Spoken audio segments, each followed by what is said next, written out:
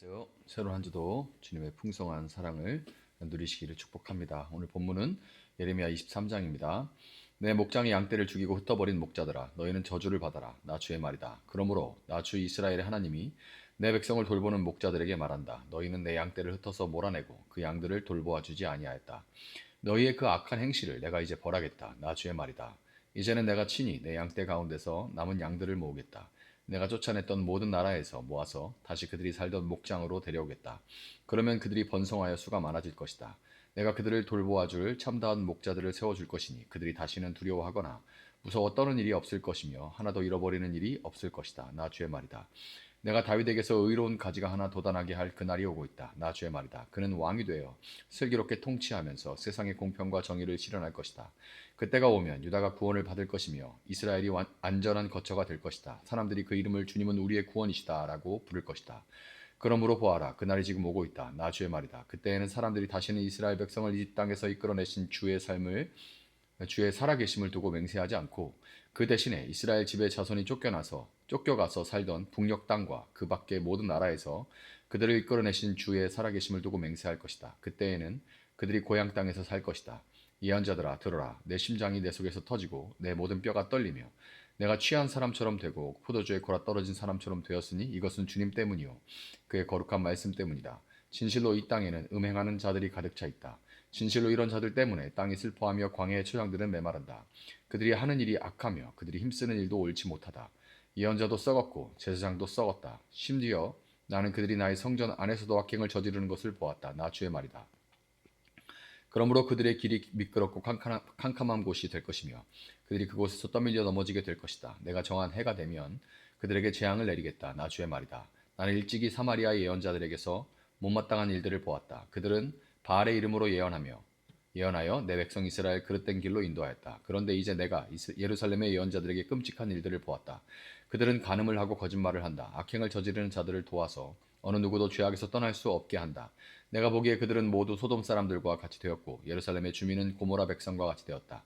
그러므로 이런 예언자들을 두고 나 만군의 주가 말한다. 내가 그들에게 쓴 쑥을 먹이며 독을 탄 물을 마시게 하겠다. 죄악이 예루살렘의 예언자들에게서 솟아나와서 온 나라에 퍼졌기 때문이다. 나 만군의 주가 말한다. 스스로 예언자라고 하는 자들에게서 예언을 듣지 말아라. 그들은 헛된 말로 너희를 속이고 있다. 그들은 나 주의 입에서 나온 말을 전하는 것이 아니라 자기들의 마음 속에서 나온 환상을 말할 뿐이다.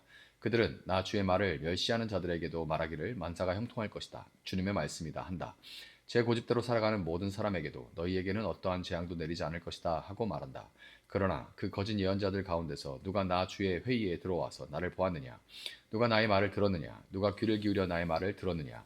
보아라, 나 주의 분노가 폭풍처럼 터져나온다. 회오리 바람처럼 밀려와서 악인들의 머리를 후려칠 것이다. 나 주는 나의 마음속에 뜻한 바를 시행하고 이를 때까지 분노를 풀지 않을 것이다. 마지막 날이 오면 너희가 이것을 분명히 깨달을 것이다.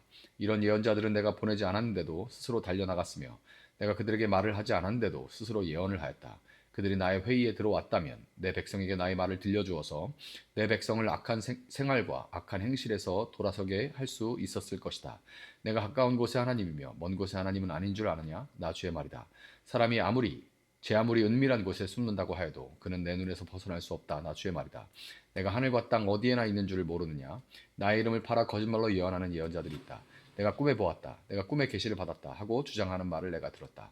이 예언자들이 언제까지 거짓으로 예언을 하겠으며 언제까지 자기들의 마음속에서 꾸며낸 환상으로 거짓 예언을 하겠느냐?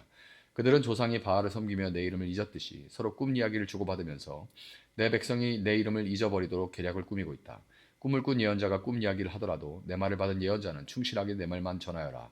알곡과 쭉정이가 서로 무슨 상관이 있느냐? 나 주의 말이다. 내 말은 맹렬하게 타는 불이다. 바위를 부수는 망치다. 나 주의 말이다. 그러므로 보아라. 내 말을 도둑질이나 하는 이런 예언자들을 내가 대적하겠다. 나 주의 말이다. 하나님의 말씀을 전한다고 제멋대로 혀를 놀리는 예언자들을 내가 대적하겠다. 나 주의 말이다. 허황된 꿈들을 예언이라고 떠들어대는 자들은 내가 대적하겠다. 나 주의 말이다. 그들은 거짓말과 허풍으로 내 백성을 그릇된 길로 빠지게 하는 자들이다. 나는 절대로 그들을 보내지도 않았으며 그들에게 예언을 하라고 명하지도 않았다. 그러므로 그들은 이 백성에게 아무런 유익도 끼칠 수 없는 자들이다. 나 주의 말이다. 이 백성 가운데 어느 한 사람이나 예언자가 제사장이 너에게 와서 부담이 되는 주님의 말씀이 있느냐고 묻거든 너는 그들에게 대답하여라. 부담이 되는 주님의 말씀이라고 하였느냐? 나 주가 말한다. 너희가 바로 나에게 부담이 된다. 그래서 내가 이제 너희를 버리겠다 말하였다고 하여라. 또 부담이 되는 주님의 말씀이라는 말을 사용하는 예언자나 제사장이나 백성이 있으면 내가 그 사람과 그 집안에 벌을 내리겠다고 하여라. 친구나 친척끼리 서로 말할 때에는 부담이 되는 주님의 말씀이라고 말하는 대신에 주님께서 무엇이라고 대답을 하셨느냐, 주님께서 무슨 말씀을 하셨느냐 하고 물어야 한다고 일러주어라. 부담이 되는 주님의 말씀이라는 표현을 너희가 다시는 써서는 안 된다. 누구든지 그런 말을 쓰는 사람에게는 그 말이 그에게 정말 부담이 될 것이라고 하여라. 그렇게 말하는 것은 살아계신 하나님, 우리의 하나님, 만군의 주의 말씀을 왜곡하는 것이기 때문이라고 말하여라. 이제 예언자에게 물을 때는 주님께서 무엇이라고 대답을 하셨느냐, 주님께서 무슨 말씀을 하셨느냐 하고 물어라. 내가 사람을 보내어 부담이 되는 주님의 말씀이라는 말을 쓰지 말라고 했는데도 내 명령을 어기고 부담이 되는 주님의 말씀이라는 말을 써서 말한다면 너는 그들에게 이르기를 반드시 내가 그들을 뽑아서 멀리 던져버리겠다 하더라고 전하여라. 그들뿐만 아니라 그들과 그들의 조상에게 준 이 도성도 함께 뽑아서 멀리 던져버리겠다 하더라고 전하여라. 내가 이와 같이 하여 그들이 잊을 수 없는 영원한 수치와 영원한 치욕들을 당하게 하겠다 말했다고 전하여라. 아멘. 자, 오늘 우리가 함께 나눈 예레미야 23장은 유다 공동체의 지도자들을 향한 하나님의 무서운 질책과 동시에 장차 오실 참된 목자에 대한 찬란한 소망을 담고 있습니다. 현재의 지도자들을 향한 질책과 동시에 장차 오실 참된 지도자, 참된 목자에 대한 찬란한 소망을 담고 있어요. 당시 이스라엘은 안팎으로 위기를 맞이하고 있었지만 정작 백성을 돌봐야 되는 리더십들, 지도자들은 완전히 무너져 있는 그런 상태였습니다. 먼저 1절에서 4절을 보면 하나님은 자기 양떼를 흩어버리고 돌보지 않은 목자들에게 너희는 저주를 받아라 라고 선언하십니다. 여기서 목자라는 것은 당시의 왕들 그리고 종교 지도자들을 의미하죠. 그들은 하나님께서 맡기신 백성, 내 양을 먹이라, 내 양을 치라. 하나님 맡기신 하나님의 양이죠. 하나님께서 맡기신 이 백성을 자신의 소유로 착각했고 방치해버렸습니다. 그러나 이 리더들의 실패가 곧 하나님의 실패는 아니죠. 하나님은 흩어진 남은 양들을 친히 다시 불러 모으시겠다고 약속하세요. 인간 목자들은 양을 잃어버리지만 하나님은 한 마리도 잃어버리지 않고 다시 찾아서 그들을 진정으로 사랑하고 돌볼 새로운 목자들의 손에 맡기실 것입니다. 이제 하나님은 이스라엘의 역사적인 회복을 넘어서 인류 구원의 궁극적인 대안을 제시하시는 대로 나가십니다. 5절에서 그렇게 되는데요. 5절 보면 내가 다윗에게서 의로운 가지가 하나 돋아나게 할 그날이 오고 있다. 나 주의 말이다. 그는 왕이 되어 슬기롭게 통치하면서 세상에 공평과 정의를 실현할 것이다. 아멘. 여기서 나오는 의로운 가지는 바로 우리 주 예수 그리스도를 가리킵니다. 본문은 그분의 이름을 주님은 우리의 구원이시다 라고 부릅니다. 주님은 우리의 구원이시다. 우리는 스스로 의로울 수도 구원을 얻을 수도 없으나 참된 목자이신 예수님께서 우리 대신 하나님의 공의를 만족시키셨죠. 이제 그분을 믿는 우리에게 그분이 행하신 그 일로 말미암아서 그분의 의로움이 우리에게 더딥혀지게 되었습니다. 바빌론 포로에서 돌아오는 사건은 장차 그리스도를 통해서 죄의 포로가 된 우리가 진정한 자유를 얻게 될 것임을 미리 보여주는 예표인 거예요. 이어지는 말씀은 당시의 종교 지도자들, 특히 예언자들의 타락을 고발하고 있습니다. 예레미야는 그들의 가증한 행태를 보면서 뼈가 떨리고 취한 사람처럼 고통스러워하게 됩니다. 그들은 하나님의 입에서 나오는 말씀이 아니라 자기 마음의 욕망을 투영한 환상을 전했습니다. 우리는 여기서 참된 예언자의 네 가지 특징을 발견하게 되는데요. 이것이 반대로 얘기하면 이런 특징들이 없다면 그렇게 하나님 말씀하셨어요. 하나님이 감동하셨어요. 하나님의 뜻입니다. 이렇게 얘기해도 이건 다 거짓말이라는 거예요. 참된 예언자는 반드시 이 네 가지 특징이 나타나야 됩니다. 첫째는 정결해야 됩니다. 정결함이에요. 참된 예언자는 정결합니다. 예언자이고 은사자라고 얘기하는데 삶이 문란하거나 아니면 도덕적으로 희미하면 그거는 무속인과 다를 바가 없습니다. 우리가 무속인 찾아가가지고 윤리를 논하지 않잖아요. 그냥 묻는 거 답이나 잘하면 되죠.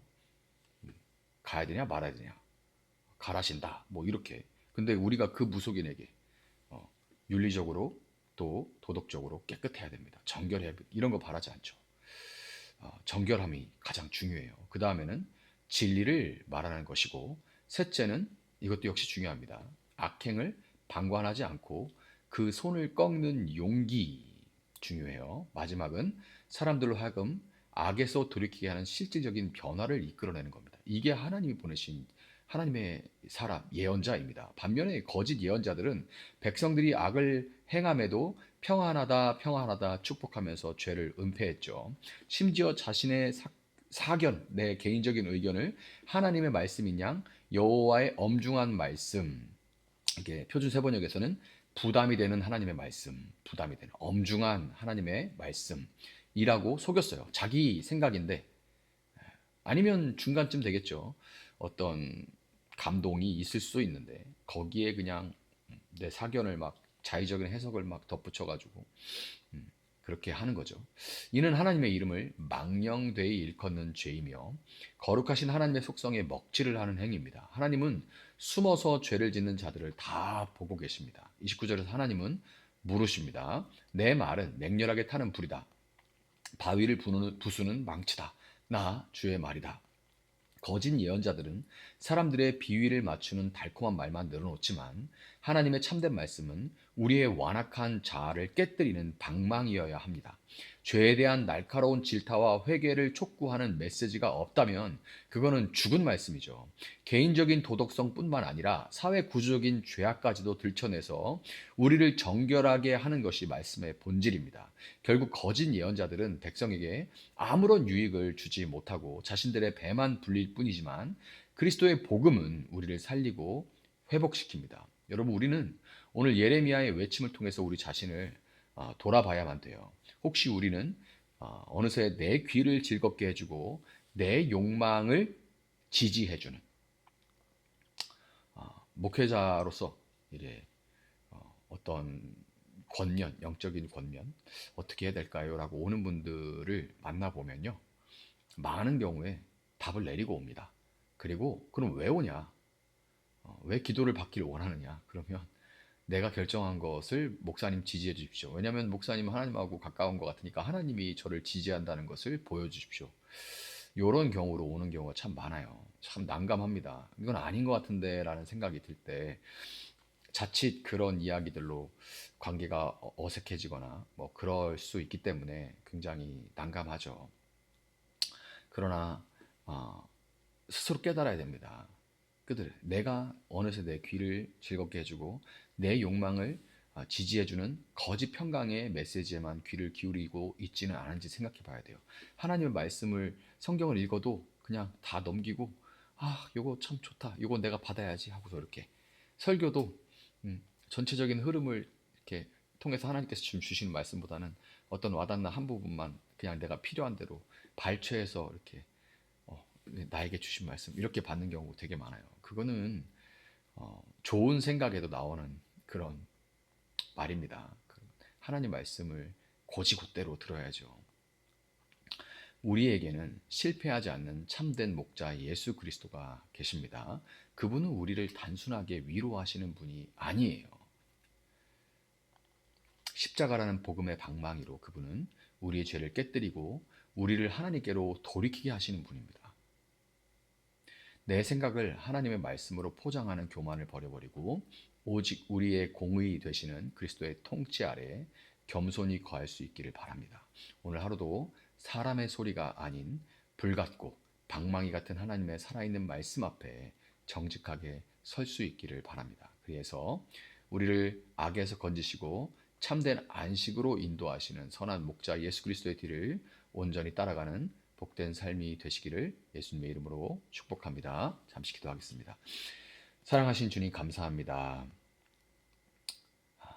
우리는 하나님, 우리가 진리이시고 공의로우신 정의로우신 하나님의 뜻에 우리 자신의 마음을 깨뜨리고 우리 교만함을 깨뜨리고 주여 말씀하소서 주의 종이 듣겠나이다 라고 고백하며 주님의 발자취를 쫓아가는 것이 아니라 내가 결정했으니 주님 나를 지지해 주십시오. 주님 내가 내 마음대로 하길 원하니 내게 힘 주십시오. 이렇게 구할 때가 참 많습니다. 내 마음대로 하고 상황이 여의치 않아 울적하고 답답할 때 하나님 위로해 주십시오. 라고 하나님을 이용하려 하고 주의 말씀을 여기저기서 끌어와 내 상황에 맞게 그렇게 편집해서 사용하려고 하는 경우들도 있습니다. 주님은 인격이시고 그리고 주님은 세상 잡신들과 거짓 예언자들과 다르시게 정말 진리이시고 언제나 오르십니다. 언제나 오르신 그 말씀 앞에 우리를 비춰보고 우리가 어긋난 것을 돌이키게 하시고 우리 얼굴에, 우리 마음에, 우리 손과 발에 묻은 흠을 제거할 수 있도록 주님 도와주시고 우리가 그것을 발견하여 하나님 앞에 고백하며 용서를 구하고 회개할 때 주님 언제나 주의 보혈로 우리를 씻기시고 다시금 흰 눈처럼 양털처럼 희고 곱게 변화될 수 있도록 주님 도와주시고 다시금 주의 말씀 따라 순종하며 살아갈 수 있는 저희들 될 수 있도록 새 마음과 새 힘을 허락하여 주시기를 원합니다. 감사하며 예수님의 이름으로 기도합니다. 아멘. 오늘 주신 말씀 붙들고 계속해서 기도합니다.